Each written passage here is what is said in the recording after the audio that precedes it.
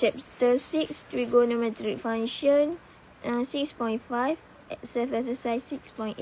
Number 1, prove each of the following trigonometric identities. Untuk soalan A, kita perlukan addition formula untuk sin. Ada dua formula itu. Contoh, sin A plus B equal to sin A cos B plus cos A sin B. Cara kerja ni sama, tambah dan tambah. Okey, untuk formula kedua, sin A minus B equal to sin A cos B minus cos A sin B. Okey. First, kita tengok dulu soalan ni. Dia bagi sin X minus Y ni sama je dengan sin A minus B. Cuma kita tukarkan variable yang digunakan. Okey. Siapa tu? Mula-mula. Chapter 6. Okey.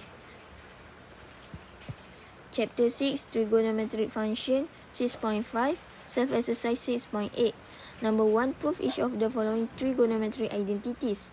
Untuk soalan A, kita perlu guna addition formula untuk sin, iaitu ada dua formula, iaitu contohnya kita gunakan variable A dan B.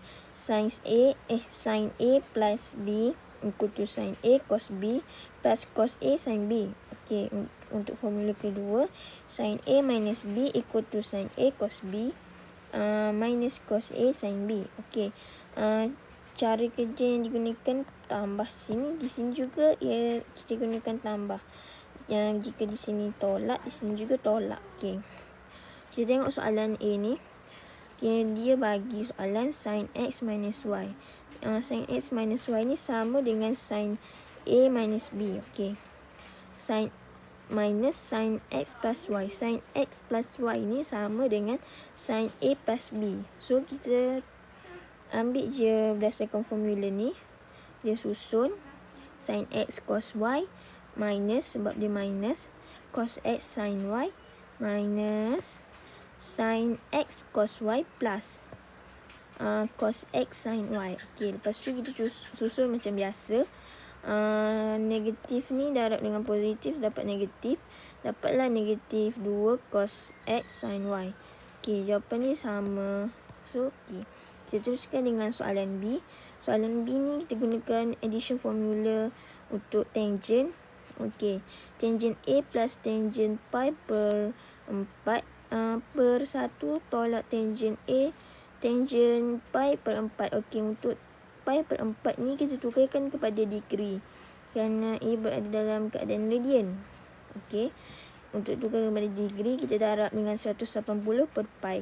Dapatlah 45 degree. Okey, lepas tu kita pun kira tangent A ni kekal tambah 1. Kenapa jadi 1? Sebab tangent 45 sama dengan 1. Okey, lepas tu 1 tolak tangent A. 1 tolak, kita dapat tangent A plus 1 per 1 minus tangent A. Tapi jawapan ni beri 1 depan. So, kita boleh tukar sebab depan tangent ni pun nilai positif. Tangent A ni pun nilai positif. Okey, sama. Lepas tu kita teruskan kepada soalan C. C ni digunakan formula, addition formula untuk cos dan sin. Okey, ada dua formula juga seperti sin, iaitu cos A plus B equal to cos A cos B minus, dia tukar jalan kiri dia, sin A sin B. Untuk formula kedua, cos A minus B equal to cos A cos B plus sin A sin B. Ditukar juga sini. Sini tolak, sini tambah. Sini tambah, sini tolak. Okey. Lepas tu kita kira macam biasa, kita gantikan.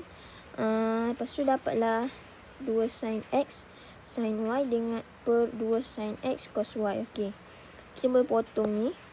Kita tinggal sin Y cos Y. Seperti yang kita tahu, tangent equal to sin per cos. So, kita dapatlah jawapan dia tangent Y. Chapter 6, Trigonometric Function, 6.6, Self-exercise 6.9. Number 1, without using a calculator, determine the value of each of the following. Untuk soalan A, untuk soalan ni kita gunakan formula double angle formula. Okey. Untuk soalan A, kita gunakan formula sin double angle formula untuk cari nilai. Okey. Sin 2A ni ikut to 2 sin A cos A. Okey, kita dah ada nilai ni. Nilai A. So kita gantikan nilai A di dalam ni sin 2A ni. Dapatlah sin 60 degree. Macam mana kita nak tahu sin 60 degree tu berapa?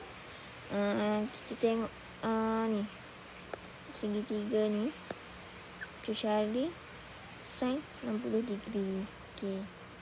60 ni sini. So kita tahu sin opposite opposite dengan hypotenuse. Dapatlah 3/2 sec 3/2. Okey, lepas tu untuk soalan B ni cos kuasa 2 165 degree tolak sin kuasa 2 165 degree. Okey, ni pula guna formula cos. Cos 2A ikut to cos kuasa 2A tolak sin kuasa 2A. Okey. Kita tahu A ni ialah 165 degree. So kita gantikan A dalam nilai A. Malah cos 330. Kita kena buat paksi X dan Y untuk tahu reference angle bagi 330 ni ialah 30. Okey, so kita dapatlah cos 30. Cos 30 sini cos dia bersebelahan dan hypotenuse. Dapatlah sec 3/2. Okey. Betul. Lepas tu untuk soalan C ni kita gunakan formula tangent. Tangent formula dia untuk tangent ni, tangent 2A ikut to 2 tangent A per 1 tolak tangent kuasa 2A. Okey. Seperti yang kita tahu 1 tolak tangent seperti yang kita tahu ni dia terbalik. So kita nak cari nilai tangent tu 1 per tangent 2 darab A. A kita tahu 75. Okey, dapatlah 1 per tangent 150. 150 kita buat paksi X dan Y, kita nak cari reference angle bagi 150 iaitu 30. Berada di kuadran 2, tapi ni nilai tan. So jadilah negatif 1 per tan 1 per tangent 30. Okey.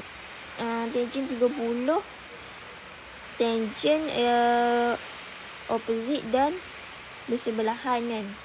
Opposite dan bersebelahan iaitu 1 dan sec 3. 1 per 1 sec 3. Okey. Dapatlah negatif sebab berada di kuadran 2. Dapatlah negatif sec 3. Sekian daripada saya, harap dapat membantu. Terima kasih.